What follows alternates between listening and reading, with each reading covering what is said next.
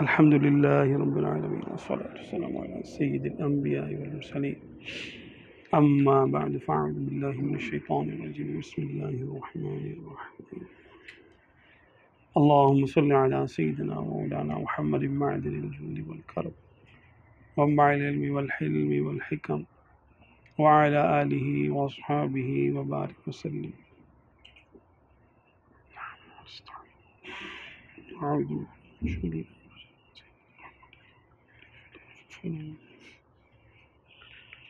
إلا الله وحده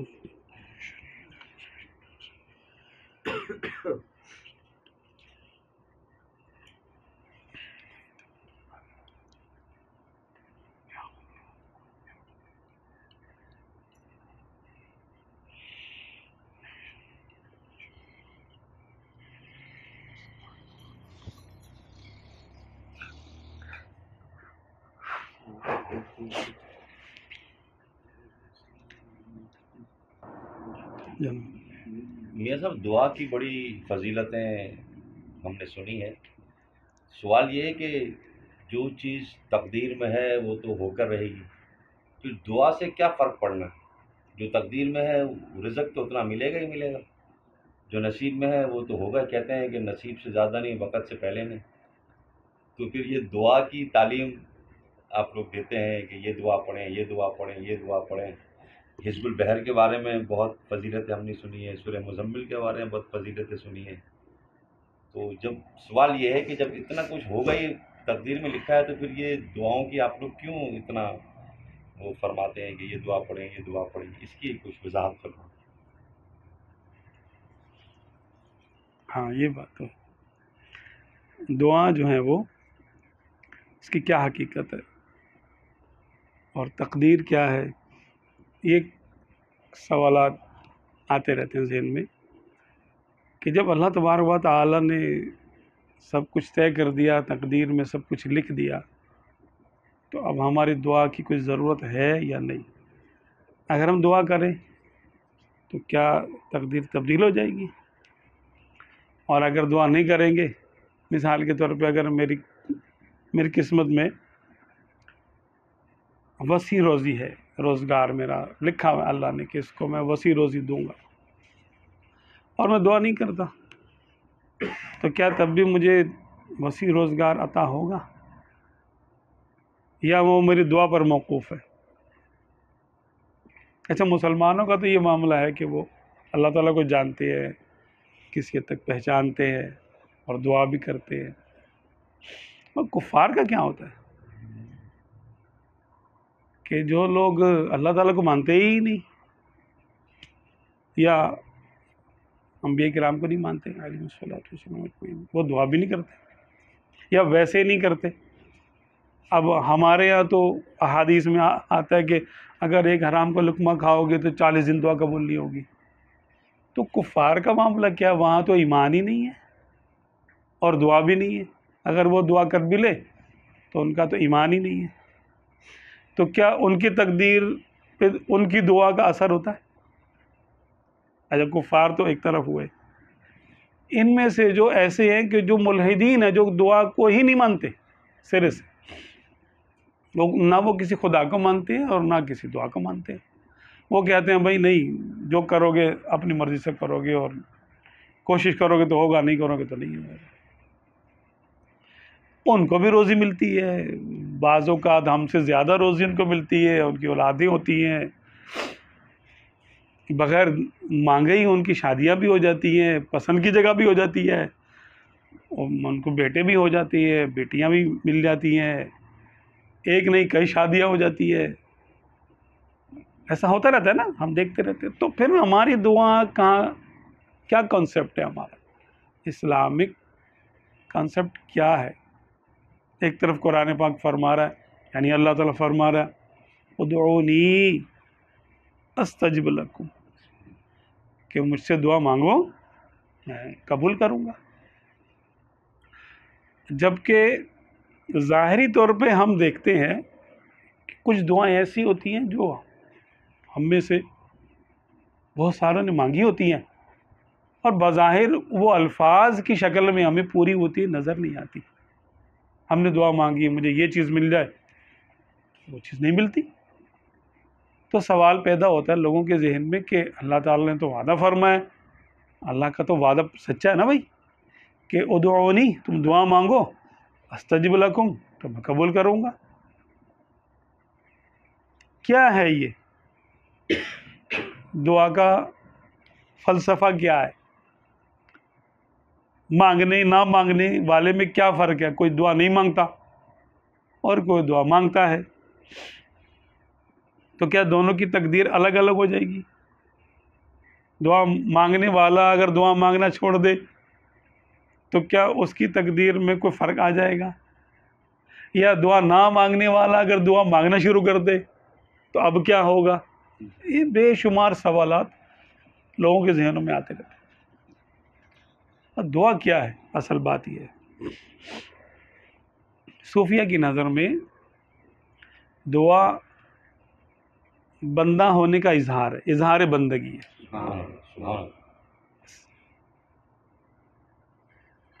کہ اے میرے مولا میں تیرا محتاج ہوں، میں اپنی محتاجگی ظاہر کر رہا ہوں، اور محتاجگی ظاہر کرنا بندگی ہے۔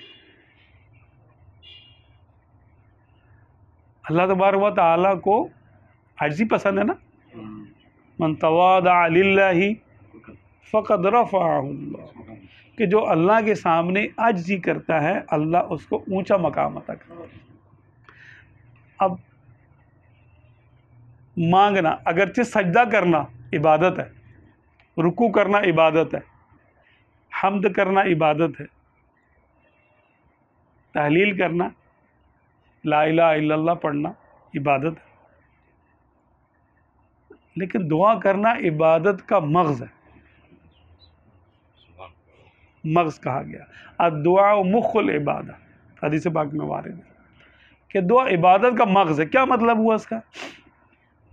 عطر ہے اس کا، دعا جیسے پھولوں کا رس ہوتا ہے، رس کے بعد اس کا شاید عطر کشید کر کے خاص بنایا جاتا ہے نا، تو وہ کیا ہے کہ وہ عبادت پھولوں کا جو مغز ہے وہ اس کا عطر ہے، کہ بہت سارے پھول ہوں، ان کو تیل میں ڈالے، جو بھی اس کا پروسیس ہوتا ہے اس کو جمع کرے تو اتنا سا عطر، اصلی عطر اتنا سا بنے گا، اور وہ ایک دفعہ ہم لگائیں گے تو اصلی ہوگا تو کئی دن تک خوشبو بھی آئے گی۔ تو دعا عبادت کا مغز ہے۔ تو دعا میں ہم کیا کرتے ہیں؟ بظاہر دعا میں کوئی ہم نہ سجدہ کر رہے ہوتے ہیں، نہ رکوع کر رہے ہوتے ہیں، نہ کچھ، ہم تو اپنی بات کر رہے ہوتے ہیں، یا اللہ مجھے یہ عطا کر دے، مجھے یہ عطا کر دے، مجھے یہ عطا کر دے، فلاں چیز سے بچا لے، فلاں نعمت عطا کر دے۔ تو مانگنا کیا ہوا؟ اصل بات یہ ہے کہ مانگنے سے بندے کی محتاجگی ظاہر ہوتی ہے، اور محتاجگی ظاہر کرنا عبادت ہے، عبادت کا مغز ہے، کہ اللہ میں تیرے امر کا، تیرے کن فیکن کا اور تیری عطا کا میں محتاج ہوں، میں محتاج ہوں تیرا، تو چاہے گا تو مجھے کچھ ملے گا، نہیں چاہے گا تو نہیں ملے گا۔ یہ تو ہوئی دعا کی حقیقت، کہ دعا اپنی حاجت کو ظاہر کرنے کا نام ہے اور اپنی بندگی کو ظاہر کرنے کا نام ہے، اللہ تبارک و تعالیٰ کی بڑائی کو تسلیم کرنے کا نام ہے، کہ ہم زبان سے تو نہیں کہہ رہے اللہ اکبر، لیکن ہم کہہ رہے ہیں یا اللہ تو ہی دینے والا ہے، تو معطی ہے، تو کریم ہے، تو دینے والا ہے، تو منعم ہے، تو ہی بچانے والا ہے، ٹھیک ہے؟ تو یہ دعا ہے۔ اب دعا جو ہے وہ کیا دعا کا کوئی فائدہ ہوتا ہے؟ بالکل دعا کا فائدہ ہوتا ہے، مسلمانوں کو بھی ہوتا ہے، حتیٰ کہ کافروں کو بھی ہوتا ہے۔ دیکھیں شیطان سے بڑا کافر تو نہیں ہے کوئی، وہ کان من الکافرین، وہ تو اللہ تعالیٰ نے اس کو کافر فرمایا۔ کافر ہونے کے بعد اس نے ایک دعا مانگی، قال ربی انظرنی الی یوم یبعثون، ہاں، اس نے کہا یا اللہ تعالیٰ تم مجھے موت نہ دے، قیامت تک میری زندگی قیامت تک کی کر دے اور مجھے مہلت دے دے۔ قال فإنك من المنظرین، اللہ نے فرمایا ٹھیک ہے۔ اس کی دعا قبول ہو گئی؟ کیا اس نے کسی نیکی کی دعا کی تھی؟ بلکہ گناہ کروانے کے لیے مہلت مانگی تھی۔ اس نے کہا تھا میں گناہ کراؤں گا، بلکہ کفر کراؤں گا ان سے، یہ آدم کی اولاد سے میں کفر کراؤں گا، گناہ کراؤں گا تو مجھے موقع دے اور قیامت تک کی لمبی عمر دے دے، عمر بھی دے دے، طاقت بھی دے دے، جوانی بھی دے دے۔ ایسے بات ہے اتنا بوڑھا ہے وہ، ہزاروں سال پتہ نہیں لاکھوں سال کا ہے ابلیس، اور ابھی تک ہم سے زیادہ ایکٹیو ہے، کتنوں کو گمراہ کر دیتا ہے، کوشش کر رہا ہے نا اپنی، اور اللہ تبارک و تعالیٰ نے اس کو طاقت عطا کر دی۔ ٹھیک ہے، کیا چاہیے تمہیں؟ اس کے بعد احادیث میں بڑی تفصیل آتی ہے، اس نے کہا کہ مجھے یہ چیز چاہیے، مجھے یہ چیز چاہیے، مجھے یہ چیز چاہیے، میری اولاد بھی ہو، اگر آدم کی اولاد ہوگی تو میری بھی اولاد ہونی چاہیے، اگر یوں ہو تو میرا بھی یوں ہونا چاہیے، مجھے بھی یہ چیزیں ملنی چاہیے، مجھے بھی اتنی طاقت ملنی چاہیے۔ اللہ تعالیٰ نے فرمایا ٹھیک ہے کرو، جو تجھ سے ہو سکتا ہے تو کر لے۔ اس کی بھی دعا قبول ہو گئی، لیکن کیونکہ اس نے بھلائی نہیں مانگی، اس نے بھلائی مانگتا، توبہ کرتا تو توبہ بھی قبول ہوتی، لیکن جو اس نے مانگا بطور چیلنج مانگا، تو اللہ تبارک و تعالیٰ نے اپنی بے نیازی سے اس کے منہ کے الفاظ پورے کر دیے کہ جا لے لے۔ یہ دعا قبول ہونا اس کے حق میں بہتر نہیں ہوا، کیونکہ اب اس کا نام اعمال سیاہ ترین ہو گیا، ساری دنیا کا کفر اس کے گلے میں آ گیا، ساری دنیا کے گناہ اس کے کھاتے میں آ گئے۔ دعا قبول ہوئی، لیکن دعا کیونکہ اس نے گناہ کی دعا مانگی تھی، نقصان کی دعا مانگی تھی، اللہ تبارک و تعالیٰ نے اپنی بے نیازی سے اس کو قبول کر لیا۔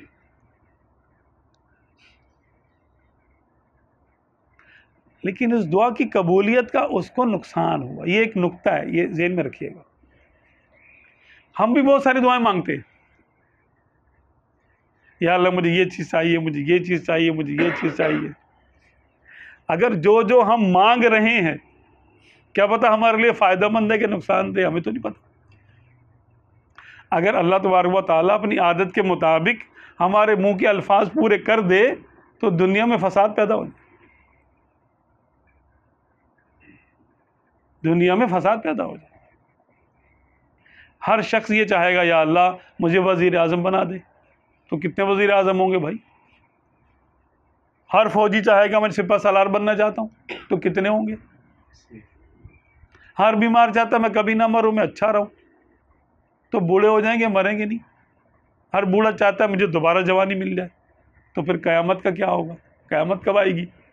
جب کوئی مرے گا نہیں، سارے جوان ہوں گے، سب صحت مند ہوں گے، سب خوبصورت ہوں گے، سب پیسے والے ہوں گے، تو کون کس کا کام کرے گا؟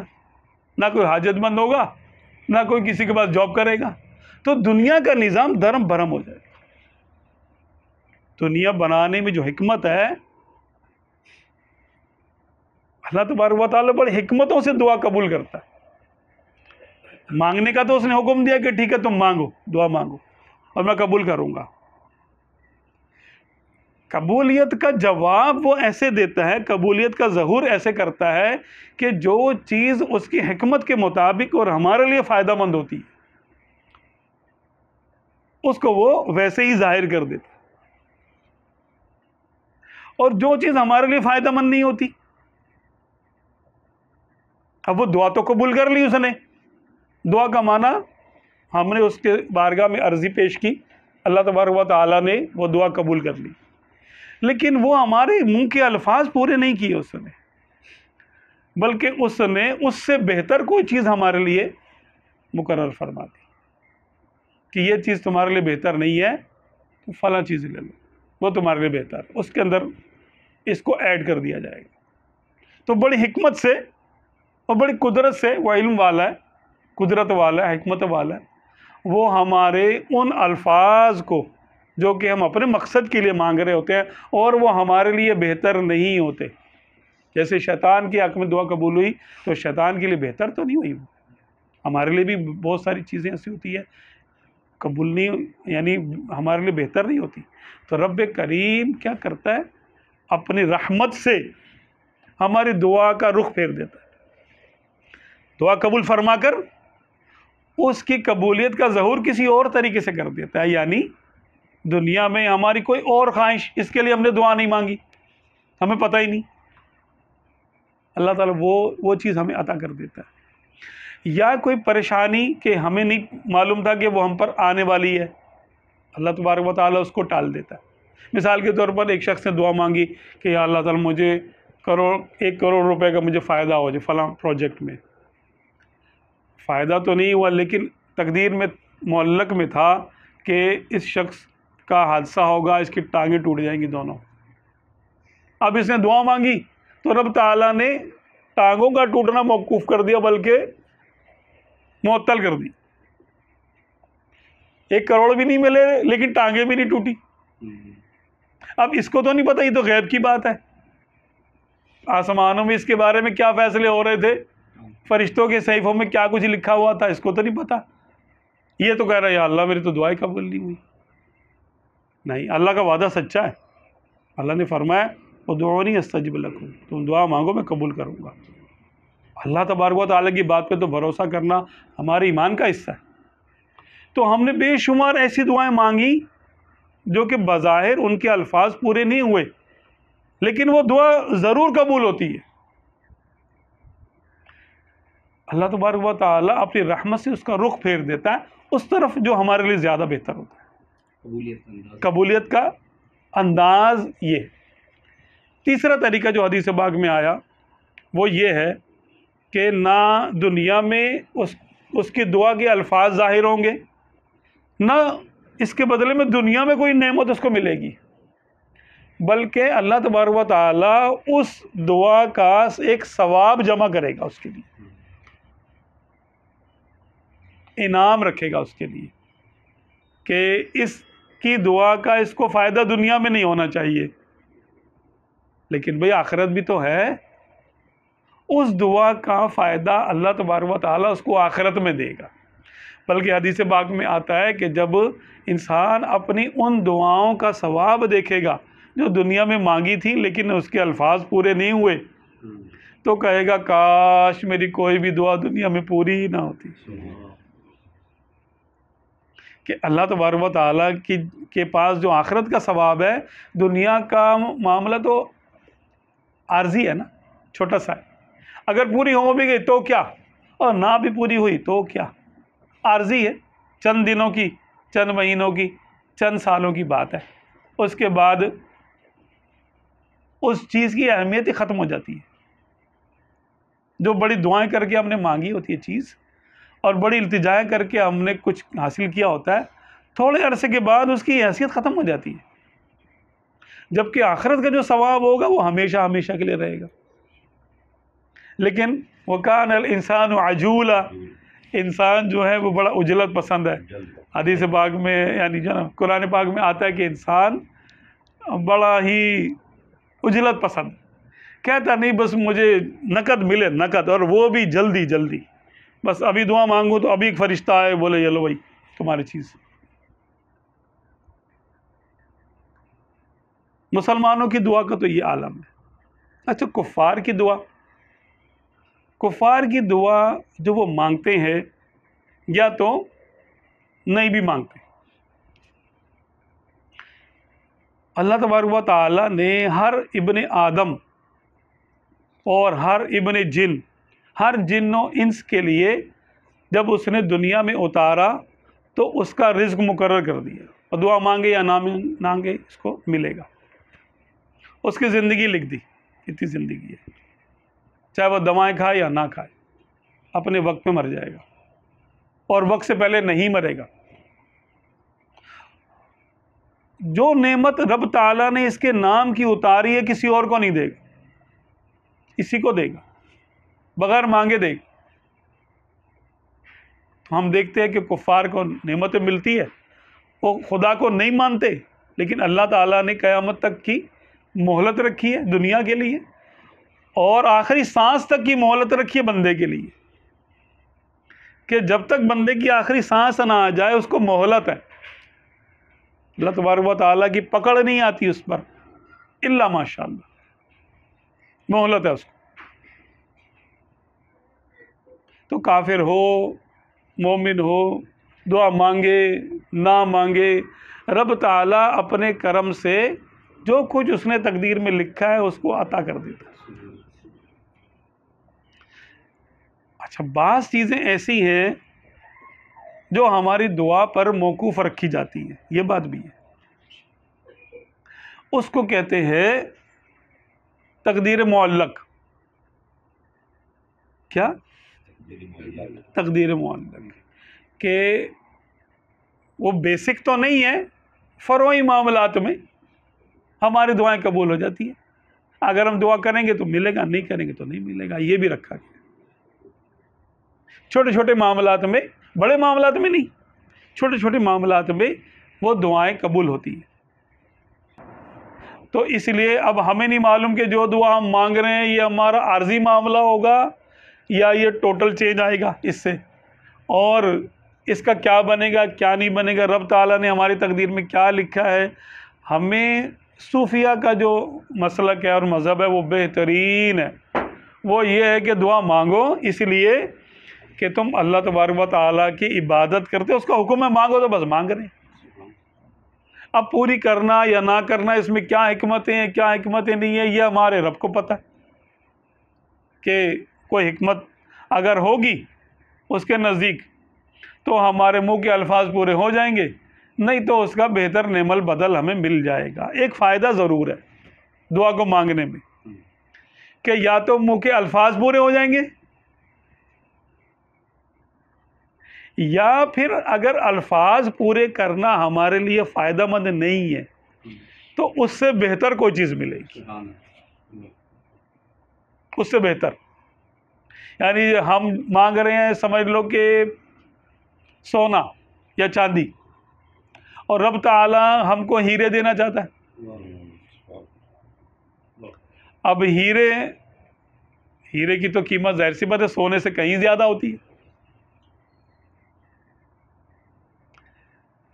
تو جو رب اپنے کرم سے عطا کرتا ہے وہ گویا کہ ہیرا، اور جو ہم نے مانگا وہ سونا یا چاندی، یا بعض اوقات تو ہم زہر مانگ رہے ہوتے ہیں اپنے لیے، وہ ہمارے لیے فائدہ مند نہیں ہوتا۔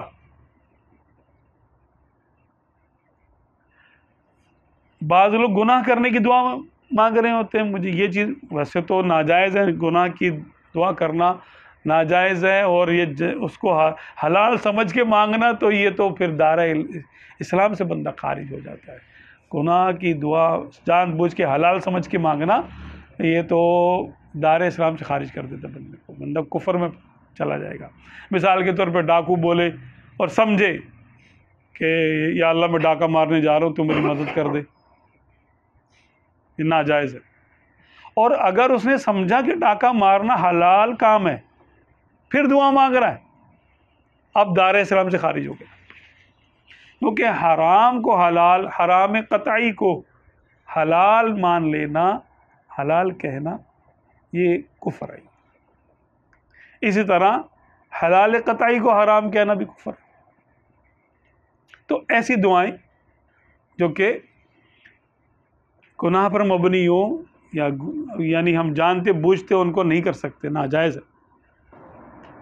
اب رہی بات یہ کہ دعا ہمیں کون سی مانگنی چاہیے، تو بہترین دعائیں یعنی حدیث پاک میں آتا ہے کہ افضل الدعا الحمدللہ، کہ سب سے بہترین دعا جو ہے وہ الحمدللہ، یعنی پورے سورہ فاتحہ۔ اس میں دعا کیا ہے؟ تو شکر ہے۔ ہاں، الحمدللہ ہم نے کہا یا اللہ تیرا شکر ہے، ساری تعریفیں تیرے لیے ہیں، رب العالمین، تو عالمین کا پالنے والا ہے، الرحمن الرحیم، تو رحمان بھی ہے رحیم بھی ہے۔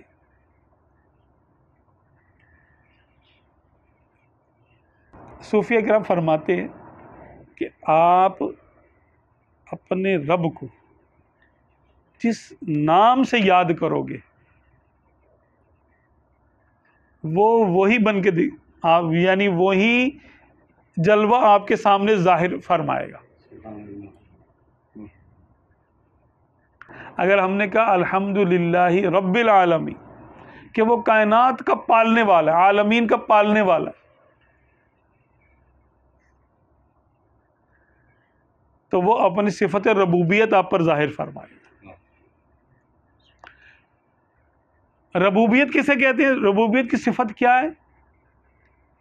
کہ کسی چھوٹی چیز کو پال پوس کر اس کے نقطہ کمال تک پہنچا دینا. کسی چھوٹی سی چیز کو پال کے پوس کے بڑا کر کے اس کو کھلا کے پلا کے بیماریوں سے بچا کے، یعنی پالنا جسے کہتے ہیں.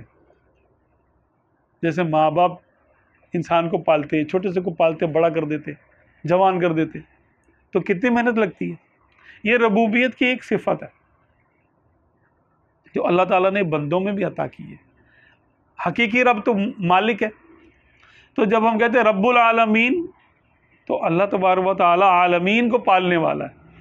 تو اللہ تبارک و تعالی یہ صفات ہم پر ظاہر فرماتا ہے.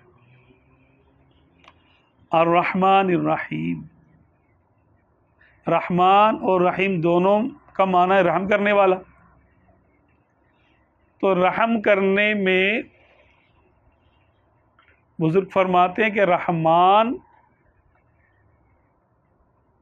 میں وہ صفت پائی جاتی ہے جو رحیم سے بڑھ کر ہے. یعنی بڑی بڑی نعمتیں جب اللہ تبارک و تعالیٰ دیتا ہے تو صفت رحمان کو ظاہر فرماتا ہے. اب سورہ رحمان میں دیکھیں آپ، اللہ تبارک و تعالیٰ نے کیسی نعمتیں گنوائی ہیں.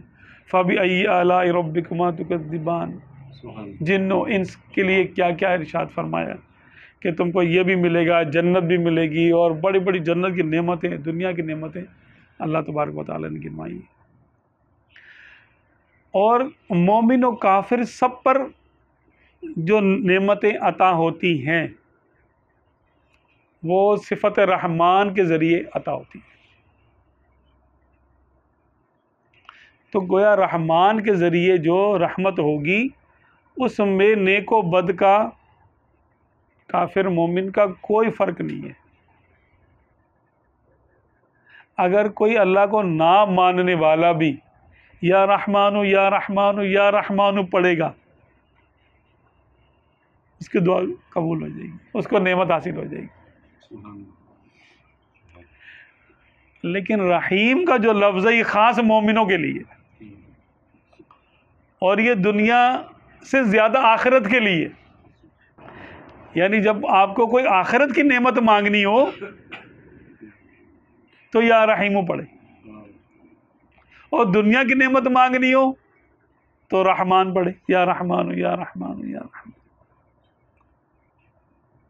اگر معمول کے مطابق نعمتیں مانگنی ہے، یا اللہ کاروبار دے دے، رزق دے دے، شادی اچھی جگہ ہو جائے، اولادیں ہو جائے، یہ چھوٹی چھوٹی، اللہ کی ہر نعمت بڑی ہے، لیکن میں آخرت کے مقابلے کی بات کر رہا ہوں کہ آخرت کے مقابلے میں دنیا کی نعمتیں چھوٹی ہیں. تو اگر آپ کو چھوٹی چھوٹی نعمتیں مانگنی ہے تو یا رحمان کا ورد کریں، یا رحمان یا رحمان یا رحمان. اور اگر آپ کو جنت کی نعمتیں مانگنی ہے تو پھر یا رحیموں کا ورد صحیح. بزرگ فرماتے ہیں کہ پھر یا رحیم کا عمل کریں، یا رحیم سے اللہ تعالیٰ کو پکارے، یا رحیم یا رحیم یا رحیم یا رحیم یا رحیم. کہ اللہ تبارک و تعالیٰ نے صفت رحیمی جو ہے اس کا اظہار کیا تو انبیاء کرام کو نبوت عطا فرمائی، ولیوں کو ولایت عطا فرمائی، صدیقیوں کو مرتبہ صداقت تک کو صدیقیت تک پہنچایا، اور اولیاء کرام کو ولایت عطا کی رحیمیت سے.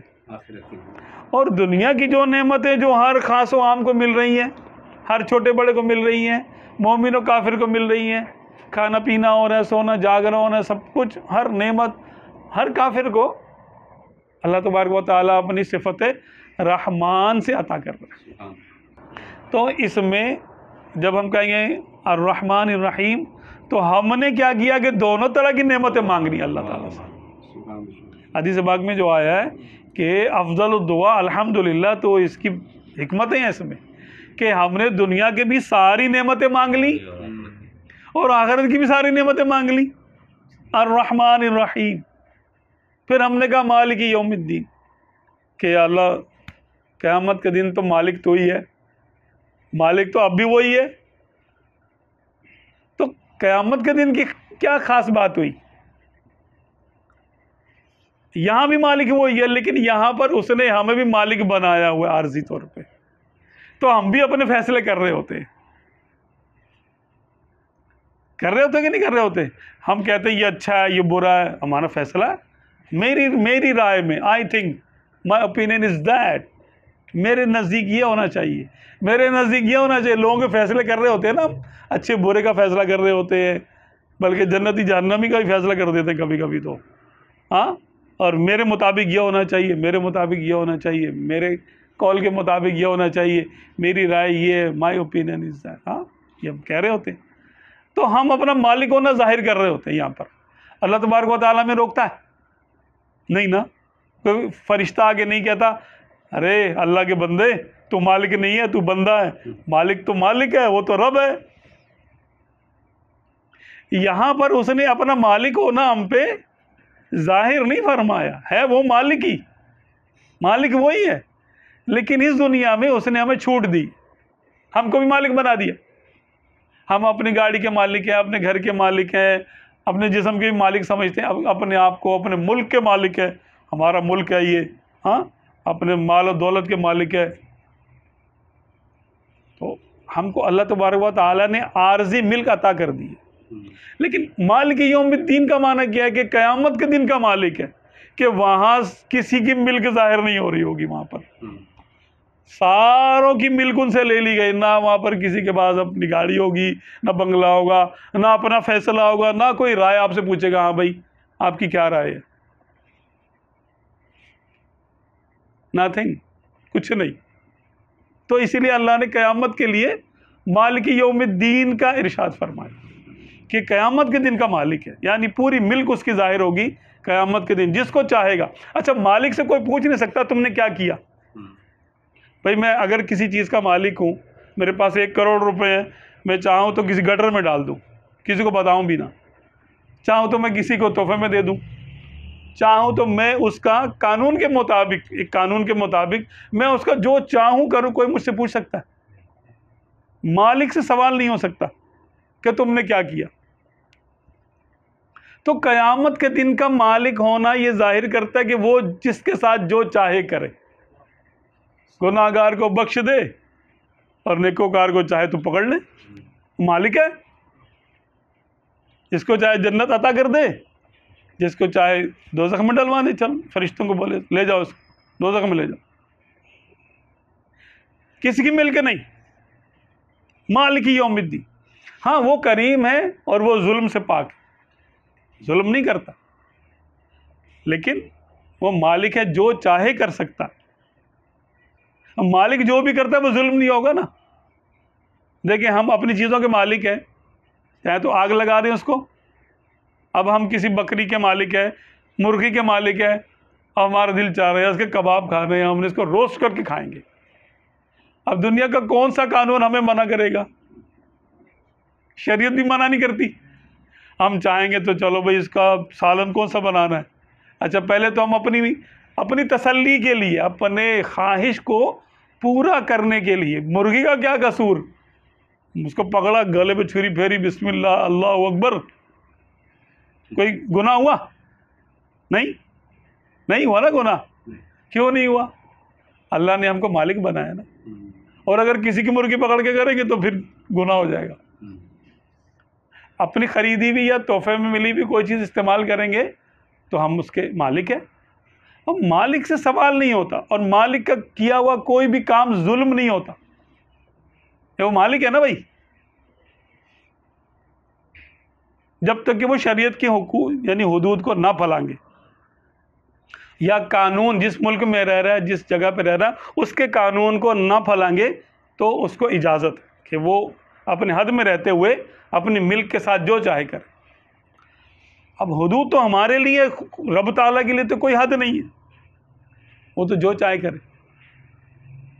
مالک یوم الدین. آگے ہیں ایاک نعبد و ایاک نستعین. یا اللہ ہم تیری عبادت کرتے ہیں اور تجھی سے مدد مانگتے ہیں. جیسے عبادت میں کوئی شریک نہیں ہے، ایسے ہی مدد مانگنے میں بھی کوئی شریک نہیں ہے.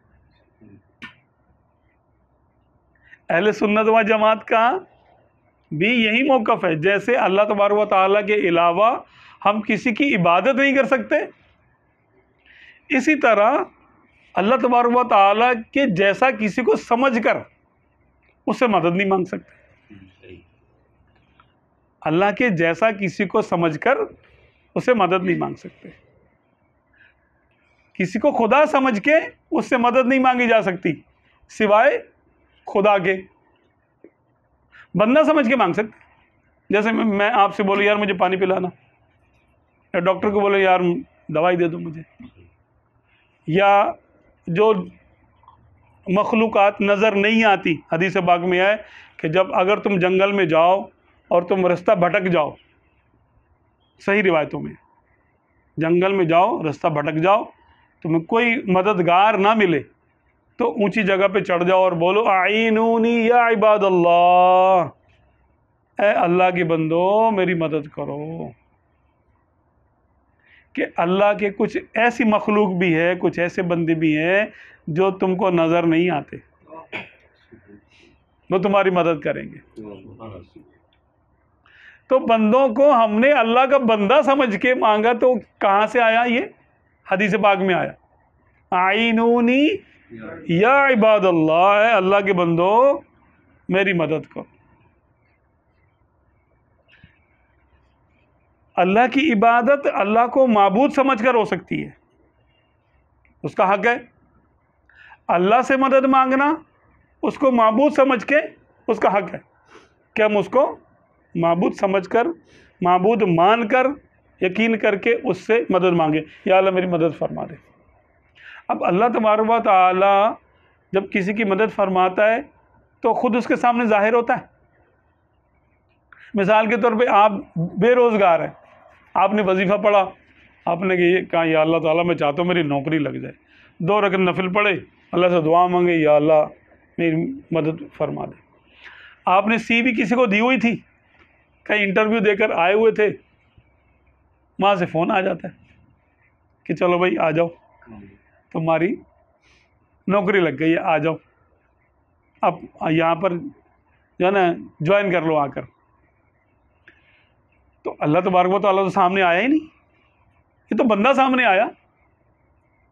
ایک آدمی مل گیا آپ کو، اس سے بولا چلو میں تمہاری جاب لگوا دیتا ہوں. چلو یار آپ کے دوست کا فون آ گیا یار میری کمپنی میں جگہ خالی ہے تم آ جاؤ انٹرویو دے دو. وہاں آپ گئے.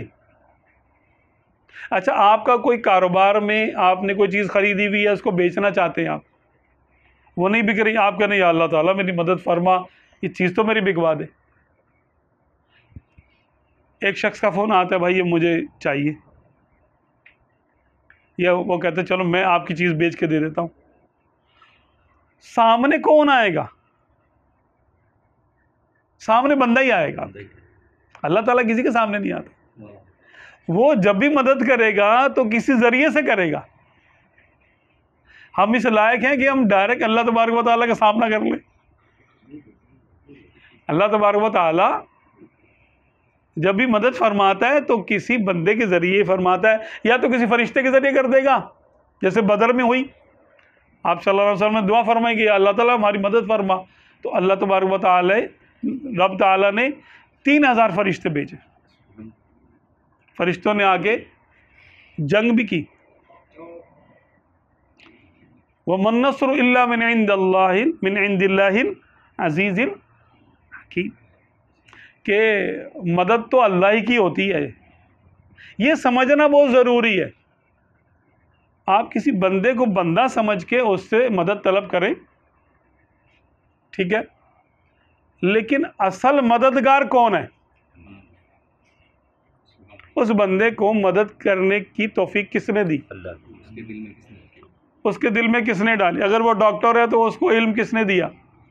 اگر اس نے دوائی دی تو دوا میں شفا کس نے رکھی؟ اللہ اللہ نے رکھی. تو ایاک نعبد و ایاک نستعین، سبحان اللہ. کہ یا اللہ تعالی ہم تیری عبادت کرتے ہیں اور مدد تجھی سے مانگتے ہیں. ہمیں پتہ ہے کہ جو بھی کوئی مدد کرے گا وہ اللہ ہی کی توفیق سے کرے گا. ٹھیک ہے نا؟ تو ڈائریکٹ اللہ تبارک و تعالیٰ سے مدد مانگنا یہ اولا ہے، افضل ہے. ہمارے علماء نے، صوفیاء نے یہی فرمایا. ہاں اگر آپ کسی اللہ کے بندے کو مدد کے لیے کہتے ہیں تو وہ بندہ سمجھ کے مانگ سکتے ہیں آپ کہ یا اللہ اس بندے کے ذریعے میری مدد کر دے، یا اس بندے کو بول دیں کہ اللہ کے لیے میری کچھ مدد کر دو. آئینونی یا عباد اللہ، اے اللہ کے بندوں میری کچھ مدد کر دو. تو یہ تعلیم ہمیں آقا دو عالم صلی اللہ علیہ وسلم نے ارشاد فرمائی کہ تم اللہ کے بندوں سے اللہ کا بندہ سمجھ کر مدد مانگ سکتے ہو. خدا سمجھ کے تو ظاہر سی بات ہے مسلمانوں کے ذہنوں میں، ان کے ایمانوں میں، ان کے قلوب میں تو یہ بات راسخ ہے کہ اللہ کے سوا کوئی عبادت کے لائق نہیں. ہاں بندے بہت سارے، اللہ کے بندے بہت سارے ہیں جو مدد کرتے بھی ہیں، اللہ کے نیک بندے بھی کرتے ہیں، فرشتے بھی کرتے ہیں، اور بہت ساری چیزیں اللہ تعالیٰ جس کو چاہتا ہے اس کے ذریعے مدد کرا دیتا ہے. اب ہمارے آگے ہماری بات شروع ہو رہی ہے، ایاک نعبد و ایاک نستعین. اس کے بعد کیا ہے؟ اہدنا الصراط المستقیم. یہ سب سے بہترین دعاؤں میں ہے. یا اللہ مجھے سیدھے راستے پہ چلا، صرف دکھا نہیں، چلا. مجھے سیدھے راستے پہ چلا. سیدھا راستہ کس کا ہے؟ صراط الذین انعمت علیہم. اللہ تبارک و تعالیٰ نے بتا بھی دیا کہ سیدھا راستہ ان لوگوں کا ہے جن کو اللہ تبارک و تعالیٰ نے انعام کیا، جن پر انعام کیا. وہ راستہ جن پر اللہ تبارک و تعالیٰ نے انعام فرمایا ہے وہ کون ہے؟ وہ ہے من النبیین والصدیقین والشہداء والصالحین، کہ وہ نبی ہیں، وہ صدیق ہیں، وہ شہداء ہیں، وہ صالحین ہیں. گویا ہمیں اتنے بڑے بڑے بزرگوں کے راستے پر چلنے کا حکم دیا. اللہ نے یہ نہیں فرمایا صراط القرآنی، تم قرآن کے راستے پہ چلو، نہیں فرمایا. اللہ کا یہ ہے نا قرآن، قرآن پر عمل کیسے ہوگا؟ وہ کر کے کون دکھائے گا عمل؟ انسان جو ہے اس کی نفسیات ہے کہ وہ دیکھ دیکھ کر سیکھتا ہے اور وہ نقل کر کے سیکھتا ہے، کسی نہ کسی کو فالو کرتا ہے، وہ کسی نہ کسی کے پیچھے چلتا ہے. وہ یہ عام انسان کی نفسیات ہے. تو ہمیں کس کے پیچھے چلنے کا حکم ہو رہا ہے؟ انبیاء کرام کے. جس کو نبیوں کا زمانہ مل جائے وہ تو نبیوں کے پیچھے چلے، ہاں، اور جس کو انبیاء کرام کا زمانہ نہیں ملا، ان کے دور میں وہ پیدا ہی نہیں ہوا، اس کے لیے پھر راستہ بند نہیں ہے. وہ صدیقین، وہ صدیقوں کے پیچھے چلے. وہ شہدائی، شہداء کے پیچھے چلے، ان کے پیروی کرے. وہ صالحین، اور اللہ کے نیک بندوں کی پیروی کرے، اللہ کے نیک بندوں کی پیروی کرے. یعنی کسی بابا کے پیچھے چلے، ہاں، کسی نہ کسی کو اپنا پیشوا مانے. کسی بڑے بزرگ ہیں جیسے حضور غوث اعظم ہیں، خواجہ غریب نواز ہیں، امام ابو الحسن شاذلی ہے. اچھا پہلے کے بزرگ ہیں، صحابہ کرام ہیں، شیخین کریمین ہیں، عثمان ذو النورین ہیں، مولا علی کرم اللہ وجہ الکریم ہے. سرکار نے تو مطلقاً فرما دیا اصحابی کالنجوم، میرے صحابہ ستاروں کی مانند ہیں. بِأَيِّهِمْ اقْتَدَيْتُمْ اہتدیتم، تم ان میں سے جس کی پیروی کر لو گے تم ہدایت پا جاؤ گے۔ یعنی آقا دو عالم صلی اللہ علیہ وسلم ایسے پیر ہیں، ایسے مرشد ہیں، ایسے ہادی ہیں، ایسے رہنما ہیں جن کا ہر مرید ہدایت یافتہ۔ بِأَيِّهُمْ اقْتَدَيْتُمْ اهْتَدَيْتُمْ، تم ان میں سے جس کے پیچھے چلو گے تم کامیاب ہو جاؤ گے۔ تو آپ سیدنا ابوبکر صدیق رضی اللہ عنہ کو فالو کر لیں، آپ ہدایت پر ہیں۔ عمر فاروق اعظم رضی اللہ عنہ کے پیچھے چلیں، آپ ہدایت پر ہیں۔ عثمان ذو النورین رضی اللہ عنہ کے پیچھے چلیں، آپ ہدایت پر ہیں۔ مولا علی کرم اللہ وجہ الکریم کے پیچھے چلیں، ہدایت پر ہیں۔ سیدنا امیر معاویہ رضی اللہ عنہ کے پیچھے چلیں، آپ ہدایت پر ہیں۔ بلکہ کسی بھی صحابی کے پیچھے آپ چلیں، کسی کو بھی آپ فالو کر لیں، جن کے بھی حالات زندگی آپ کے سامنے ہیں، جن کا بھی فرمان آپ کے سامنے ہے، آپ اس کو فالو کر لیں۔ اچھا، اگر اتنی صلاحیت نہیں ہے تو پھر جو ائمہ مجتہدین ہیں، جیسے امام اعظم ابو حنیفہ، انہوں نے صحابہ کرام اور تابعین کے اقوال کو جمع کر کے ایک طریقہ بتا دیا ہمیں کہ اس آیت کا مطلب یہ ہے، اس حدیث کا مطلب یہ ہے، تم ایسے کرو۔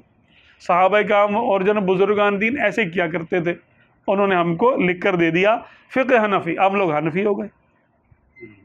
امام شافعی نے بھی یہی کام کیا، انہوں نے اپنے دور میں جو کچھ ملا انہوں نے جمع کر کے لوگوں کو دے دیا کہ بھئی بزرگان دین، صحابہ کرام، تابعین اور اکابر تابعین اس طرح عمل کرتے تھے، ان کے طریقے کو فقہ شافعی کہتے تھے۔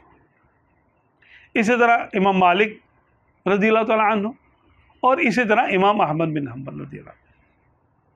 صوفیہ کرام میں، روحانیت میں حضور غوث اعظم رضی اللہ عنہ اور ان کے پیرانی کرام، جنید بغدادی، حضور غوث اعظم رضی اللہ عنہ، آپ جنیدی ہیں، خود جنیدی ایک سلسلہ ہے، تو حضور غوث پاک رضی اللہ عنہ جنیدی تھے، تو آپ کا نام عبد القادر ہے، تو ان کے نام کے ساتھ ان کا جب سلسلہ آگے چلا تو وہ قادری ہو گئے۔ تو یہ صالحین کا طریقہ، صدیقین کا طریقہ، یہ ظاہر و باطن میں ہم کو انہی کے پیچھے پیچھے چلنے کا حکم ہے قرآن پاک میں، کہ تم ان کے پیچھے چلو، ان کے رستے پہ چلو۔ جو خود قرآن سے ڈائریکٹ کرتا ہو نا، مدد لیتا ہو اور کسی کو فالو نہ کرتا ہو، تو اس سے پوچھو بھائی صراط الذین انعمت علیہم کا مطلب کیا ہے؟ انعمت علیہم والے لوگوں کے پیچھے چلو۔ اللہ تبارک و تعالیٰ نے تو ہمیں نیک صالحین بزرگ باباؤں کے طریقے پہ چلنے کا بولا ہے، حکم دیا، ان کے طریقے پہ چلو۔ انعام یافتہ بزرگوں کے طریقے پر چلنے کا حکم دیا ہے۔ تو جو ان کے طریقے کو چھوڑ دیتا وہ کیا ہو جاتا ہے؟ آگے ذکر آ رہا ہے اس کا، غیر المغضوب علیہم ولا الضالین، نہ تو ایسے لوگوں کے طریقے پہ چلا جن پر تیرا غضب ہوگا۔ اب غضب کس پر ہوگا؟ جو انعام یافتہ لوگوں کے طریقے کو چھوڑ دے گا، جو اللہ تعالی رب تعالیٰ کے بتائے ہوئے طریقے سے ہٹ کے چلے گا، تو اس پہ اللہ تبارک و تعالیٰ کا غضب ہوگا کہ نہیں ہوگا؟ ولا الضالین، اور نہ ان کا جو بہکے ہوئے ہیں۔ بزرگان دین فرماتے ہیں مغضوب علیہم وہ لوگ ہیں جنہوں نے حق کو پہچانا اور پھر نہ مانا۔ آقا کے دور میں وہ یہودی تھے کہ وہ پہلے دعائیں کیا کرتے تھے، کانوا یستفتحون علی الذین کفروا من قبلہم، کہ یہ دعائیں مانگا کرتے تھے کہ یا اللہ تعالی ہمارے اندر اپنا آخری نبی بھیج، اور اس کے صدقے میں ہم کو کافروں پر غلبہ عطا کر۔ آقا دو عالم صلی اللہ علیہ وسلم کی آمد سے پہلے یہود اور نصارہ دعائیں مانگا کرتے تھے، خاص طور پہ یہودی دعائیں مانگتے تھے کہ یا اللہ اپنا آخری نبی کے صدقے ہمیں فتح عطا فرما۔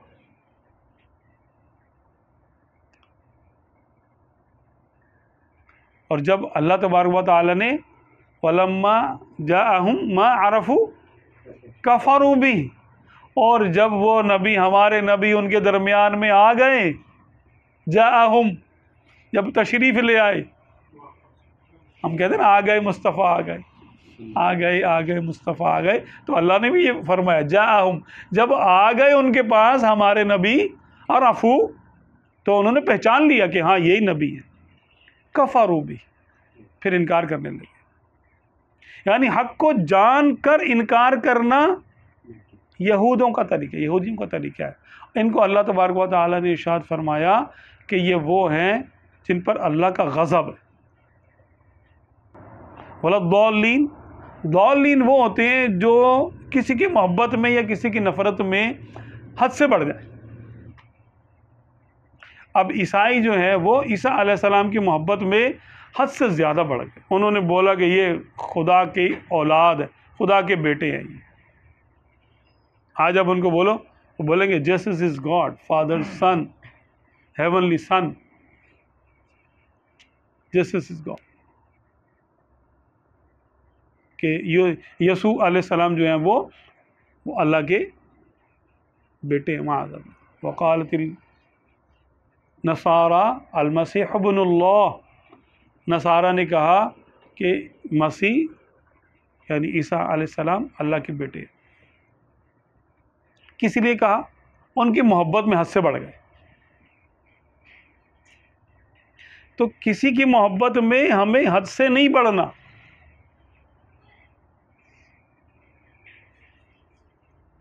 کسی کی محبت میں حد سے نہیں بڑھنا. اور رب تعالیٰ نے جب حق ہم پر واضح کر دیا تو اس کا انکار نہیں کرنا.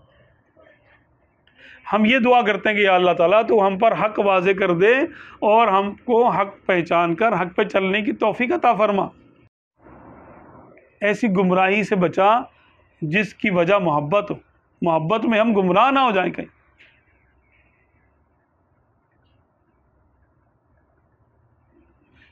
اس کے بعد ہم کہتے ہیں آمین، غیر المغضوب علیہم ولا الضالین.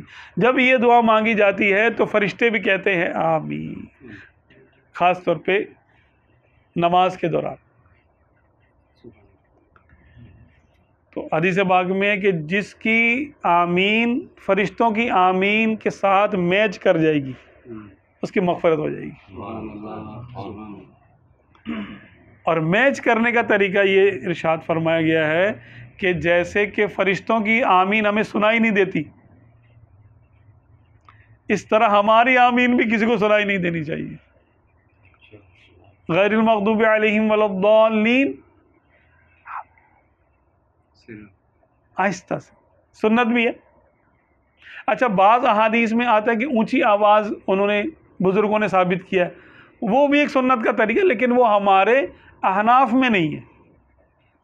وہ لوگ حنبلی ہیں، شافعی ہے، مالکی ہے، وہ لوگ اونچی آواز سے کہتے ہیں، ان کے نزدیک وہ سنت ہے. اور حنفیوں کے نزدیک آہستہ آواز سے کرنا سننا. اب ہم لوگ حنفی ہیں، ہم امام اعظم رضی اللہ عنہ کی بات مانتے ہیں، ہم ان کے پیروکار ہیں، تو ہم اپنے امام کے پیچھے اس امام کے، کیونکہ دین پر چلنے کے لیے کسی ایک کی پیروی کرنا ضروری ہے. زگ زیگ نہیں چلے گا کہ کبھی اس کے پیچھے، کبھی اس کے پیچھے، کبھی اپنے پیچھے، کبھی اس کے پیچھے. نہ، کسی ایک کو فالو کرنا پڑے گا. مسلمانوں کو اجازت ہے چاہے وہ حنفی ہو جائیں تو پھر ٹوٹل حنفی ہو جائیں، چاہے وہ مالکی ہو جائیں تو پھر ٹوٹل مالکی ہو جائیں، یا پھر شافعی ہو جائیں تو پھر انہی کو فالو کریں، یا پھر حنبلی ہو جائیں تو پھر احمد بن حنبل رضی اللہ عنہ کو فالو کریں.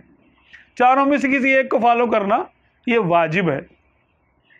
اور سارے معاملات میں، یہ نہیں کہ چند معاملات میں ہم شافعی ہیں، چند معاملات میں حنفی ہو جائیں. جو مزہ آیا یہاں پر یہ والا صحیح طریقہ. جب کیکڑا کھانا ہوا تو بولا ہم لوگ تو شافعی ہیں، بھائی کیکڑا نہیں کھا سکتے. احناف کے نزدیک سوائے مچھلی کے سمندر کا ہر جانور حرام ہے، لیکن وہ شوافی کے نزدیک جائز ہے، وہ لوگ کھا سکتے. اب ہم لوگ نہیں کھا سکتے، ہمارے امام نے منع فرمائے. ہمارے نزدیک ناجائز ہے، ہم کھائیں گے گناہ گار ہوں گے. اور کوئی شافعی اگر دکان کھول کے بیٹھا ہے، وہ اپنے شافعی بھائی کو کھلا رہا ہے تو ان کے یہاں جائز ہے، کھا سکتے. اس طرح بہت سارے معاملات میں ہمارا ان کا دلائل کا فرق ہے. تو بعض دلیلیں ان کے پاس ہیں، بعض دلیلیں ہمارے پاس ہیں. اور ہم لوگ جو ہیں وہ کیونکہ اہل سنت و جماعت میں چاروں آتے، حنفی بھی سنی ہے، شافعی بھی سنی ہے، حنبلی بھی سنی ہے، اور مالکی بھی سنی ہے. چاروں امام، چار ائمہ ہمارے اہل سنت و جماعت کی. ٹھیک ہے، تو ہم ان کے فقہ پہ چلتے ہیں. تو ولضالین کے بعد ہم آمین کہیں گے خاموشی کے ساتھ. اس کے بارے میں کہا گیا کہ یہ سب سے بہترین دعا ہے. حدیث پاک میں آیا افضل الدعا الحمدللہ، افضل الذکر لا الہ الا اللہ. تو آپ کو کوئی دعا مانگنی آئے یا نہ آئے، جب آپ کو ہو کہ یار مجھے دعا مانگنی ہے تو آپ یہی دعا مانگیں. اس میں ہدایت کی دعا ہے. اگر اس دنیا میں کوئی چیز نعمت کہلانے کے قابل ہے تو وہ ہدایت ہے. اگر کسی کو پوری دنیا کا بادشاہ بنا دیا جائے لیکن اس کو ہدایت نہ ملے تو جہنم میں وہ قیامت کے دن جہنم کا حقدار ہوگا. یہ ساری دنیا تو چھوڑ کے جانی ہے اس کو. یہ دنیا تو کسی کی ہوئی ہی نہیں، نہ ہوگی. تھوڑے دنوں کے لیے استعمال کرے گا، اس کے بعد پھر. اور اگر دنیا میں کسی کو کوئی نعمت نہیں ملی لیکن ہدایت مل گئی تو قیامت کے دن کیا ہوگا؟ ہدایت یافتہ جو ہوگا وہ کہاں جائے گا؟ جنت میں جائے گا نا. جنت میں دنیا سے نعمتیں کم ہیں یا زیادہ ہیں؟ کتنی زیادہ ہیں؟ حدیث پاک میں آتا ہے کہ اگر کسی ایسے شخص کو جس کو دنیا میں ساری تکالیف ملی ہوں، زندگی بھر تکلیفوں میں رہا، نہ صحت ہو، نہ شکل ہو، نہ صورت ہو، نہ مال و دولت ہو، نہ نام و نمود ہو، نہ شہرت ہو، بیماریاں بھی ہوں، ہر طرح کی سمجھ لو کہ اس کے پاس تکالیف ہو، اس کو ایک لمحہ جنت میں گزارنے دو اور اس کو بولو کہ بھائی دنیا میں تم تھے، کوئی تکلیف تم نے دیکھی؟ بھول جائے گا. وہ بولے گا کون سی تکلیف، مجھے تو یاد نہیں، میں تو کبھی تکلیف میں نہیں رہا. جنت کی نعمت کل ایک لمحہ اس کو دنیا کی ساری تکالیف کو بھلا دے گا. اس کے برعکس اگر کوئی دنیا میں نعمتوں میں رہا ہو، سر سے پاؤں تک ہر نعمت میں سے حصہ ملا ہو، اور معاذ اللہ اس کو دوزخ میں ایک ڈبکی لگا دو، اس کے بعد پوچھو بھائی دنیا میں تو ہمارے پاس بڑی دولت تھی، بڑے نعمت، بڑے مزے کر کے آئے ہو بابا تم تو. وہ کہے گا کون سی نعمت، کون سا مزہ، میں تو جب سے پیدا ہوں ایسے ہی ہوں. بھول جائے گا، ساری نعمتیں بھول جائے گا. تو اگر اس دنیا میں کوئی سب سے بڑی نعمت کا نام لیا جائے تو وہ ہدایت ہے. ہدایت، جس کے پاس ہدایت ہے اس کے پاس ہر نعمت ہے، کچھ پھر ملے نہ ملے خیر ہے. اور جو ہدایت سے ہٹ گیا اس کو پھر جو کچھ ملے بیکار ہے اس کے لیے. اس لیے کفار کی جو دعائیں ہوتی ہے، چاہے اللہ تبارک و تعالیٰ ان کو دعا پر عطا کرے نعمت یا بغیر مانگے عطا کر دے ان کو، کیونکہ انہوں نے ہدایت کو قبول نہیں کیا، اس لیے ان کا نعمتوں میں رہنا، ان کا نعمتوں میں چلنا پھرنا، عیش کرنا، دنیا کا حاکم بن جانا، اس کی کوئی حیثیت نہیں ہے. اس کی کوئی حیثیت نہیں ہے. اللہ تبارک و تعالی نے بلکہ ہم کو قرآن پاک میں منع فرمایا، وَلَا تَمُدَّنَّ عَيْنَيْكَ إِلَىٰ مَا مَتَّعْنَاهُمْ، کہ ہرگز کافروں کی نعمت کو دیکھ کر آنکھیں مت پھاڑنا.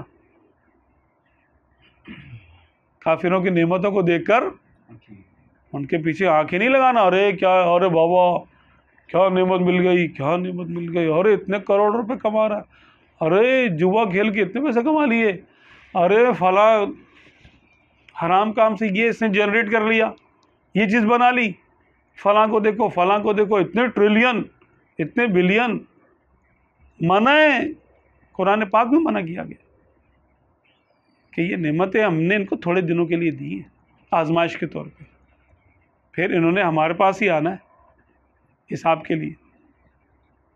تو جس نعمت کا حساب دینا پڑ جائے وہ جتنی زیادہ ہوگی حساب بھی زیادہ ہے، تو قابل رش کیسے ہو گیا وہ؟ دنیا کی ہر نعمت پہ حساب ہے، ہدایت کا حساب نہیں ہے، ہدایت پر تو انعام ہے، جس قدر ہدایت پر اس کا دل مضبوط ہوگا اس قدر جنت میں درجہ زیادہ ہوگا اس کا۔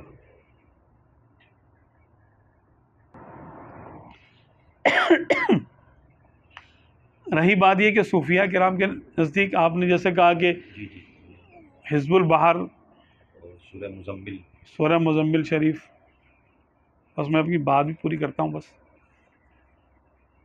حزب البحر جو ہے وہ صوفیہ کے نزدیک ایک یعنی ایک حزب کا نام، ایک دعا کا نام۔ وہ دعا ایسی ہے کہ امام ابو الحسن شاذلی، شاید آپ نے نام سنا ہے ان کا، عرب میں ان کا نام بہت مشہور ہے، عرب میں بڑے بڑے بزرگ شاذلی ہوئے ہیں، اور ابھی بھی اس وقت بڑے بڑے جو وہاں پر سلسلے ہیں روحانیت کے، رفاعی بھی ہے اور علوی بھی ہے، ادریسی بھی ہے، شاذلی بھی ہے۔ شاذلی بہت بڑا سلسلہ ہے وہاں پر۔ تو آپ جو ہیں سیدنا باعث بستامی رحمۃ اللہ علیہ اور حضور غوث اعظم رضی اللہ تعالیٰ عنہ، دونوں کے سلسلوں سے آپ کو فیض، آپ دونوں کے فیض یافتہ ہیں، حسنی سید ہیں اور اپنے وقت کے آپ غوث ہیں، اپنے وقت کے قطب الارشاد ہیں۔ آپ کو ایک دفعہ حج پر جانا تھا تو دریا کے راستے جانا تھا، سمندر کے راستے جانا تھا۔ اچھا، پہلے کی کشتیاں کیسے ہوتی تھی کہ اس میں بڑے بڑے پردے لگاتے تھے، ہوا چلتی تھی تو پردے کھول دیتے تھے اور چپو چلاتے تھے، پھر تو ہوا کے زور پہ پھر وہ کشتیاں اپنی منزل پہ جاتی تھی، جب تک ہوا نہیں چلتی تھی کچھ بھی نہیں ہوتا تھا۔ اور اگر ہم نے جانا اس طرف ہے اور ہوا اس طرف کی چل جائے تو پھر تو ظاہر سی بات ہے کہ چپو بھی چلاتے رہیں گے تو کشتی وہیں کھڑی رہے گی، پردے تو کھول ہی نہیں سکتے۔ اس میں پردے کھولیں گے تو پھر ہم تو ہوا اس طرف چل رہی ہے، ہم نے ایسے جانا ہے تو ہوا تو ہمیں اس طرف لے جائے گی۔ دیکھا ہوگا نا آپ نے، سفید رنگ کے بڑے بڑے پردے ہوتے تھے جن کو بادبان کہا جاتا تھا، پہلے کی کشتیوں میں ایسے ہوتا تھا۔ تو آپ نے فرمایا کہ ہم جائیں گے، لیکن کیا ہوا کہ ہوا صحیح سے نہیں چل رہی تھی، تو آپ کے ساتھی بڑے پریشان ہوئے، کیا کریں؟ تو آپ کو سرکار دو عالم صلی اللہ علیہ وسلم کی زیارت ہوئی، سبحان اللہ۔ تو آقا دو عالم صلی اللہ علیہ وسلم نے خواب میں یہ دعا ارشاد فرمائی کہ ایسے پڑھو، یا اللہ یا علی یا عظیم یا حلیم یا علیم انت ربی وعلمک حسبی فنعم الرب ربی، پھر یہ پوری دعا ہے۔ حزب البحر، بحر کہتے ہیں سمندر کو، اور حزب کہتے ہیں ورد کو، ذکر کو۔ تو آپ کو حکم ہوا کہ تم یہ دعا پڑھو، تو جیسے ہی آپ بیدار ہوئے آپ نے اس دعا کا ورد کرنا شروع کیا۔ آپ نے بولا چلو کشتی میں بیٹھو، کشتی میں بیٹھو۔ لوگوں نے بولا کہ حضرت ابھی تو ہوائیں بالکل مخالف سمت میں چل رہی ہیں۔ آپ نے فرمایا، آقا نے حکم دیا بیٹھو بیٹھو کشتی میں بیٹھو اور یہ دعا پڑھنا شروع کرو۔ جب اس دعا کا ورد شروع کیا تو مخالف سمت کی جو چل رہی تھیں ہوائیں، ان کا رخ چینج ہو گیا اور ان کا رخ جدہ کی طرف ہو گیا، اور اتنا کہ رسہ کاٹنا پڑا، اس کا رسہ کھولنے کی بھی فرصت نہیں ملی، رسہ کاٹنا پڑا، اور بڑی جلدی آپ اپنے منزل مقصود تک پہنچ گئے۔ تو کیونکہ یہ ورد جو ہے، یہ دعا جو ہے، یہ عطا ہوئی تھی سمندر کے اوپر، اس لیے اس کو کہا جاتا ہے حزب البحر، یعنی ایسا ذکر جو سمندر میں عطا ہوا.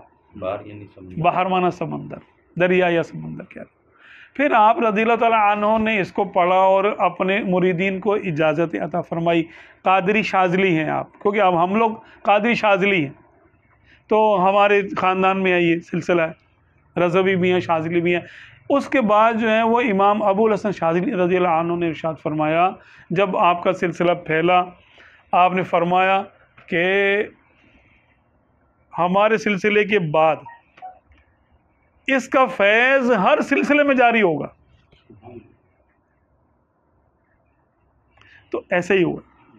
اب کوئی چشتی ہو، وہاں پر حزب البحر پڑھی جاتی ہے، نقش بندیوں میں پڑھی جاتی ہے، سور وردیوں میں بھی پڑھی جاتی ہے، اور قادریوں میں تو پڑھی جاتی ہے. بالکل ہندوستان میں عام ہے یہ، لیکن پہلے عام نہیں تھی اتنی زیادہ. صرف یعنی جو اکابر ہوتے تھے نا بزرگ، وہ اس کو پڑھتے تھے. اس کو اللہ نے کرم کیا، اس کے بعد یہ اب ہندوستان پاکستان میں بھی عام ہو گئی.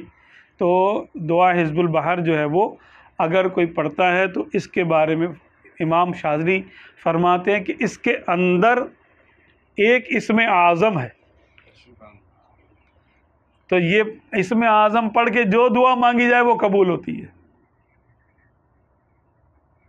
تو بات وہی ہے کہ جو اس کے حق میں بہترین ہوگا اللہ تبارک و تعالیٰ وہی کرے گا اس کے لیے. اس کی زکوٰۃ بھی دیتے ہیں، بعض لوگ کہتے ہیں کہ اس کی زکوٰۃ دینی چاہیے. صوفیہ اس کی زکوٰۃ کا طریقہ بھی جو ہے بتاتے ہیں کہ 360 بار اس کو اگر پڑھ لیا جائے تو اس کی زکوٰۃ ادا ہو جاتی ہے. اس کی 360 پڑھنے کے طریقے مختلف ہیں. اگر اس کو روزانہ ایک بار پڑھیں تو 360 دن میں اس کی زکوٰۃ ادا ہوگی، لیکن اس میں ناغہ ہو جاتا ہے عام طور پہ.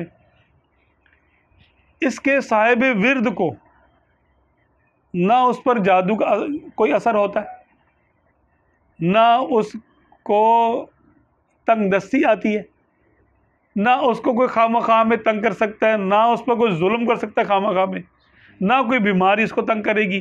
یعنی کوئی بھی مصیبت اس پہ حاوی نہیں ہوگی. اگر تقدیر میں کچھ لکھا بھی ہے تو وہ ایسے آئے گا اور اس کو تنگ کیے بغیر اپنا وقت گزار کے مصیبت چلی جائے گی. اس کو تنگ نہیں کرے گی، یعنی بے حال نہیں ہوگا، یہ بدحال نہیں ہوگا. اس مصیبت کے ہاتھوں مارے گا نہیں، مارا نہیں جائے گا. یہ جیسے کہتے ہیں نا بدحال ہو گیا، برا حال نہیں ہوگا اس کا. اگر وہ بھی تقدیر میں لکھا مبرم ہے کہ آج لازمی آنی ہے، ورنہ اکثر تو اس دعا کی برکت سے آئیں گی ہی نہیں اس کی طرف.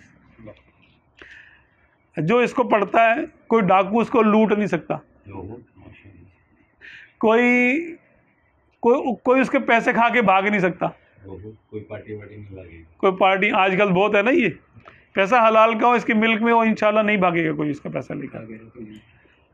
اللہ کرے گا اگر کھا گیا تو مل بھی جائے گا. یہ دنیا و آخرت کی نعمتوں کے لیے حزب البحر بہترین ہے. اس کو پڑھنا چاہیے. اس کی اجازتیں بھی ہوتی ہیں اس کی، اگر کوئی لے کے پڑھنا چاہے. ہاں کیونکہ اس میں آیتیں ہیں تو اس کو وہی پڑھے جو صحیح معنوں میں تلفظ سے آیتیں پڑھ سکتا ہوں. اس کی بڑی برکتیں ہیں. تو انشاءاللہ تبارک و تعالیٰ، بلکہ بزرگ فرماتے جو اس کو 1000 بار پڑھ لے گا تو انشاءاللہ تبارک و تعالیٰ اللہ تبارک و تعالیٰ اس کو ولایت کا مقام ضرور عطا کرے گا. چاہے ولایت صغریٰ ہی حاصل ہو لیکن اس کو ولایت حاصل ہوگی اس کو. اب یہ بزرگوں کے ارشادات ہیں، بشارتیں ہیں. اس میں سورہ یاسین کی وہ آیتیں ہیں جب آقا دو عالم صلی اللہ علیہ وسلم نے ہجرت کی رات ہجرت فرمائی تو تقریباً 40 بڑے بڑے قریشی مردوں نے، کافروں نے آپ کے مبارک گھر کا محاصرہ کیا ہوا تھا اور کہا تھا ان کو تم نکل کے جانے نہیں دیں گے، ان کو شہید کریں گے یہیں پہ. آج ہر قبیلے کا ایک آدمی تھا اور اس نے بہترین اپنے تلوار سونت کے رکھی ہوئی تھی. آقا صلی اللہ علیہ وسلم جب رات ہوئی، حکم تھا کہ آج کی رات ہجرت کرنی ہے، تو سیدنا ابوبکر صدیق رضی اللہ عنہ کو ساتھ لیا، مولا علی کرم اللہ وجہ الکریم کو فرمایا کہ تم میرے بستر پہ لیٹ جاؤ. نکلے ہیں تو دیکھا کہ یہ تو قریشی جنگجو بیٹھے ہوئے. تو آپ صلی اللہ علیہ وسلم نے مٹی لی اور سورہ یاسین کی آیتیں پڑھی. وہ آیت یاسین والقرآن الحکیم انک لمن المرسلین، تھوڑا آگے تک 4-5 آیتیں پڑھنے کے بعد جو ہے مٹی پہ ایسے دم کیا، اور اس کے بعد الفاظ ہیں شاہت الوجوہ، شاہت الوجوہ، شاہت الوجوہ، یہ کہہ کے مٹی ایسے آپ نے پھینکی، وہ مٹی ہر ایک کے آنکھوں میں گئی بطور معجزہ، ان کو نظر آنا بند ہو گیا، نظر آنا بند ہوا، آقا صلی اللہ علیہ وسلم ان کے سامنے تشریف لے گئے، اب وہ بیٹھے دیکھے جا رہے کب تشریف لائیں گے، صبح کے وقت آتے ہیں سرکار، باہر نماز پڑھتے ہیں نا خانہ کعبہ میں جا کر، تو انہوں نے پروگرام یہ کیا ہوا تھا کہ جیسے باہر نکلیں گے سارے حملہ کریں گے، شہید کر دیں گے ان کو، معاذ اللہ معاذ اللہ۔ اب صبح کا ٹائم آیا، اچھا سب پہ نیند بھی آ گئی، فجر کی نماز کے بھی وقت گزر گیا، سورج نکلا، تو ابو جہل اٹھا، اس نے بولا ارے سورج نکل گیا، دروازہ بجایا انہوں نے کہ باہر آؤ، جب باہر تشریف لائے تو مولا علی باہر تشریف لائے، انہوں نے بولا بھائی اینا صاحبکم، تمہارے نبی کہاں گئے؟ بولا وہ تو رات کو باہر تشریف لے کر گئے تھے، تم نے دیکھا نہیں؟ بولا کب گئے؟ ہم تو یہیں پہ بیٹھے ہوئے پوری رات سے پہرا دے رہے ہیں۔ تو اس طریقے سے اللہ تبارک و تعالیٰ دشمنوں کو اندھا کر دیتا ہے اس کے پڑھنے والے کے لیے، جو آقا کو عطا ہوا تھا معجزہ، وہ کرامت اس کے پڑھنے والے کو بھی عطا ہوتی ہے۔ اسی طرح اس کے آخر میں بسم اللہ الذی لا یضر مع اسمہ شیء فی الارض ولا فی السماء وهو السمیع العلیم، اس کے بارے میں ہمارے آقا صلی اللہ علیہ وسلم نے ارشاد فرمایا کہ یہ دعا پڑھ کے اگر آپ کھانا کھا لیں، کھانے میں زہر اثر نہیں کرے گا۔ اسی طرح اس میں 7 مرتبہ حامیم ہے، حامیم حامیم حامیم حامیم حامیم حامیم اور حامیم، 6 طرف کا 6 جہاد کا حصار ہے، اس کو حصار کہا جاتا ہے، یعنی حفاظت۔ جس گھر میں اس کو آپ پڑھیں گے اس گھر میں چور داخل نہیں ہو سکتا، آپ بھلے باہر چلے جائیں، آج کل گھروں میں چوریاں ڈاکے، راہ چلتے ہوئے آپ کا کوئی موبائل چھین لیتا ہے، کوئی کچھ ہوتا ہے، آپ چل رہے ہیں، آپ کے پاس موبائل ہے، قیمتی پیسے ہیں، آپ بینک سے نکلے ہیں، آپ کے پیچھے لوگ ہوتے ہیں، لوگوں کی نظریں ہوتی ہیں کہ یہ آ رہا بھائی، آپ ایک چھوٹا سا عمل کر لیں، اسی کا ہے، آپ کہیں ہا میم، ہا حلوے والی ہا، اتنا تو سیکھ لیں گے نا، ہا، آپ ایسا کریں ہا میم میرے دائیں طرف، ذہن میں رہے میرے دائیں طرف حامیم کا حصار، حامیم حامیم حامیم حامیم حامیم آسمان کی طرف اور حامیم زمین کی طرف، اس کے بعد بولے حامیم اپنے سینے کی طرف کر کے دم کر لے، انشاءاللہ تبارک و تعالیٰ آپ ڈاکوؤں کو نظر ہی نہیں آئیں گے، بری نیت سے آپ کو کوئی دیکھنا چاہے گا تو آپ پہ قابو نہیں پا سکتا، وہ سوال ہی پیدا نہیں ہوتا۔ آپ کہیں پر ہیں، اپنے گھر کی آپ حفاظت کریں، کہیں پر آپ دور ہیں، گھر پہ گئے ہوئے، آپ گھر میں نہیں ہیں، آپ حامیم کہہ کے ایسے 6 بار تصور میں اپنے گھر کا حصار کر دیں۔ جو مائیں بہنیں سن رہی ہیں وہ اپنے یعنی بیٹوں کو، گھر والوں کو جب باہر بھیجتی ہیں تو ایسے تصور میں ان کا حصار کر دیں، حامیم حامیم حامیم حامیم اور حامیم کہہ کے 7 بار اس پہ دم کر دیں، یعنی بچے کے اوپر، بچے پہ کر دیں، بڑے پہ کر دیں، تصور میں۔ اگر آپ نے گھر سے نکلتے ہوئے نہیں کیا، وہ بچہ اسکول میں ہے، آپ کے گھر والے کہیں باہر جاب پر ہیں، شاپ پر ہیں، کہیں پر بھی ہیں، آپ یہیں سے ان کا حصار کر دیں۔ اس میں اجازت وغیرہ کی ضرورت ہوتی ہے؟ اجازت تو ہوتی ہے، خیر ایک بار کیا ہوا کہ ہمارے جو ہیں وہ شاید وہ بھی آئے نہیں، امجد بھائی نہیں، امجد یعنی آتے، تو یہ انہوں نے مجھے فون کیا رات کے تقریباً 8-9 بجے کا ٹائم تھا، سندھ کے کسی علاقے میں محصور تھے، کہنے لگے ہمارے گاؤں پہ نا ڈاکوؤں نے حملہ کر دیا اور ایک ایک گھر کو لوٹ رہے، اور بڑے بڑے ان کے راکٹ لانچر تک ان کے پاس ہے، اس میں راکٹ بھی ہے، بولا ہم کیا کریں، بولے آج تو ہم لوگ مارے جائیں گے، اور وہ آسرا نہیں کر رہے، جو ذرا سا کچھ کرتا ہے مار دیتے اس کو۔ تو میں نے کہا یار آپ جو ہے نا کچھ کریں، دعا وغیرہ کریں۔ کہنے لگے وہ تو ہم نے آپ ہی کو تو کہا ہے کہ آپ کچھ کریں، دعا وغیرہ کریں، ہم تو کر ہی رہے ہیں۔ میں نے کہا چلو اچھا آپ ایسا کریں، آپ سورہ قریش پڑھیں۔ اچھا اس کی بڑی برکت ہے سورہ قریش کی نا۔ میں نے کہا یہ اللہ تبارک و تعالیٰ کا جو نا کلام ہے، آپ یہ پڑھیں، آمنہم من خوف، اللہ تعالیٰ آپ کو خوف سے امن عطا کرے گا۔ کہہ رہے کتنی بار پڑھے؟ میں نے کہا 7 بار پڑھ لیں۔ اور یہاں سے میں نے ایسے ہی، اب میری تو کوئی حیثیت نہیں ہے لیکن میں آپ کو حامیم کا بتا رہا ہوں کہ یہ والے کلمات کوئی بھی پڑھ لے۔ تو میں نے بھی ایسے کیا، میں نے کہا چلو اس میں کون سی نیک ہونے کی تو ضرورت نہیں ہے، تو حامیم حامیم کہہ کے میں نے تصور میں ان کے گھر کا حصار کر دیا ایسے ہی۔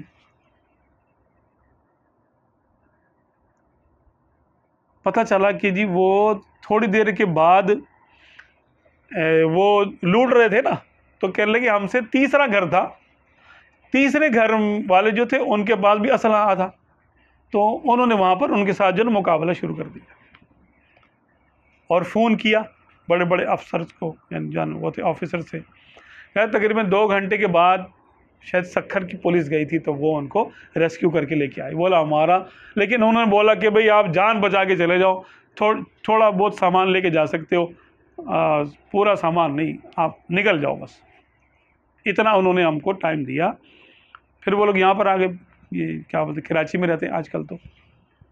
تو حامیم کی اتنی برکت ہے کہ یہاں سے بیٹھ کے آپ کہیں کا بھی حصار کر دے، اللہ تبارک و تعالیٰ اپنے کلام کی لاج رکھے گا۔ حامیم کا لفظ قرآن پاک میں ہے، حامیم سجدہ، حامیم حامیم ہے، یہ جو قرآن پاک کی آیتوں کے پہلے یہ الفاظ آتے ہیں، ہا اور میم، حروف مقطعات میں یہ شامل ہے۔ آپ اس کو کر کے دیکھیں، اور تو چھوٹا سا عمل ہے، کوئی بھی کر لے۔ اس کے تو اعمال اتنے ہیں کہ میں کہہ رہا ہوں کہ جو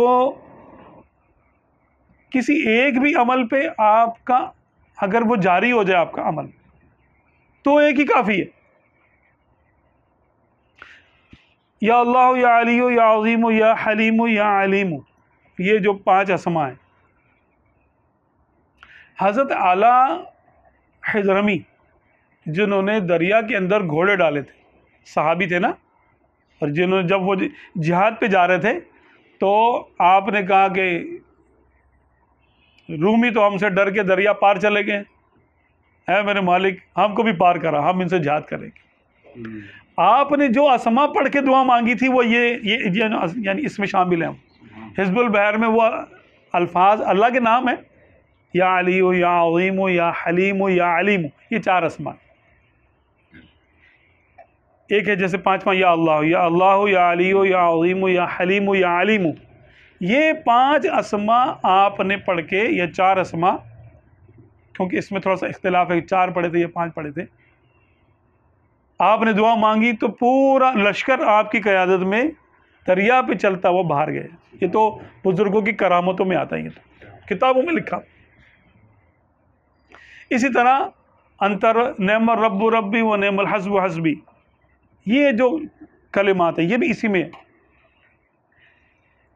یہ وہ کلمات ہیں جو ابراہیم علیہ السلام نے کہے تھے جب ان کو آگ میں ڈالا جا رہا تھا، پھینکا جا رہا تھا۔